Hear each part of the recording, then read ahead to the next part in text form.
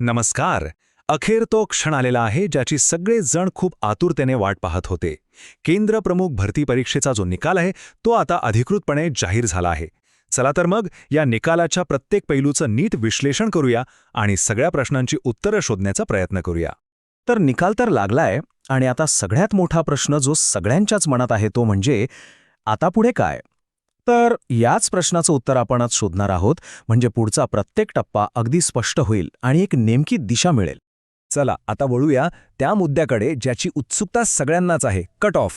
आता हा जो कट ऑफचा अंदाज आहे ना, तो पेपरची काठिण्य पातळी आणि एकूण निकाल कसा लागलाय यावर आधारित आहे. यातून आपल्याला एक बऱ्यापैकी स्पष्ट कल्पना येईल. तर मग तो सर्वात महत्वाचा प्रश्न की अपेक्षित कट ऑफ नेमका किती असू शकतो. चला याच प्रश्नाच्या उत्तराचा आता आपण शोध घेऊया. पण एक मिनिट, पुढे जाण्याआधी एक गोष्ट स्पष्ट करायची आहे. आपण जे आकडे पाहणार आहोत तो फक्त एक प्राथमिक अंदाज आहे हे लक्षात घ्या. अंतिम कट ऑफ जो आहे तो अधिकृतपणेच जाहीर होईल.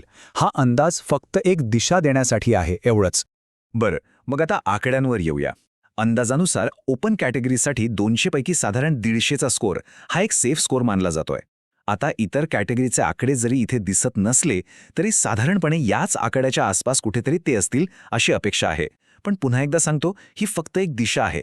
फायनल आकडेवारी जेव्हा येईल तेव्हाच सगळं चित्र स्पष्ट होईल.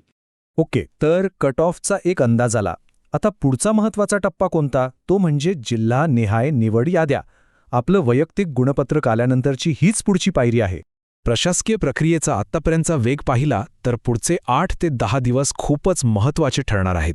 याच काळात जिल्हानिहाय निवड याद्या अधिकृत वेबसाईटवर प्रसिद्ध होण्याची दाट शक्यता आहे. त्यामुळे वेबसाईटवर लक्ष ठेवणं गरजेचं आहे. आता आपण एका अशा मुद्द्यावर बोलणार आहोत ज्याकडे थोडंसंही दुर्लक्ष करून चालणार नाही. हा मुद्दा आहे पात्रतेचा, आणि तो म्हणजे अनिवार्य असलेली टेट परीक्षेची अट. एक गोष्ट अगदी स्पष्टपणे समजून घ्या. केंद्र प्रमुख पदासाठी टेट म्हणजे शिक्षक पात्रता परीक्षा ही पास असणं पूर्णपणे बंधनकारक आहे. कारण एक केंद्र प्रमुख म्हणून शैक्षणिक गुणवत्तेचं नेतृत्व करण्यासाठी ही पात्रता अत्यंत आवश्यक मानली जाते. यामध्ये कोणत्याही प्रकारची सूट किंवा सवलत नाही. तर ज्यांना परीक्षेत चांगले गुण मिळाले आहेत त्यांच्यासाठी आता थांबायची वेळ नाही आहे. आता वेळ आहे पुढच्या तयारीला लागण्याची.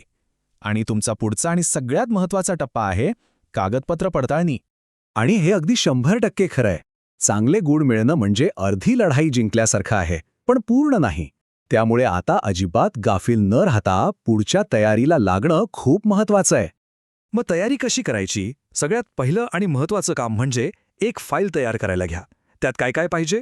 तर सगळ्यात आधी सर्व ओरिजिनल शैक्षणिक सर्टिफिकेट्स, त्यानंतर जर लागू असेल तर कास्ट सर्टिफिकेट आणि नॉन क्रिमिलेअर सर्टिफिकेट, हे दोन्ही तयार आहेत ना याची खात्री करा. आणि हो, एक अत्यंत महत्त्वाची गोष्ट, गेल्या 5 वर्षांचे गोपनीय अहवाल म्हणजे CR रिपोर्ट्स, हे सगळं एकत्र करून ठेवा. ही फाईल आता रेडी असणं खूप महत्त्वाचं आहे. चला, आता आपण या संपूर्ण प्रक्रियेच्या जवळजवळ शेवटच्या टप्प्यात आलो आहोत. इथून पुढे नियुक्तीपर्यंतचा प्रवास कसा असणार आहे त्याची एक स्पष्ट रूपरेषा पाहूया. आणि हे बघा, हे चित्र सगळं काही स्पष्ट करतंय. आज गुणपत्रिका जाहीर झाली आहे. पुढच्या 8-10 दिवसात निवड याद्या लागतील आणि त्यानंतर साधारण 1 महिन्याच्या आत नियुक्तीपत्र हातात असू शकतं. प्रक्रिया खूप वेगाने होणार आहे.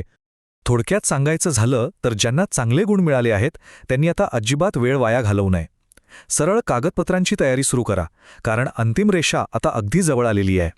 आणि जाता जाता एक विचार करायला लावणारा प्रश्न, ही भरती प्रक्रिया तर लवकरच पूर्ण होईल, पण एक केंद्रप्रमुख म्हणून जी एक नवीन आणि खूप मोठी जबाबदारी येणार आहे त्यातील आव्हानांना सामोरं जाण्यासाठी आपली तयारी आहे का?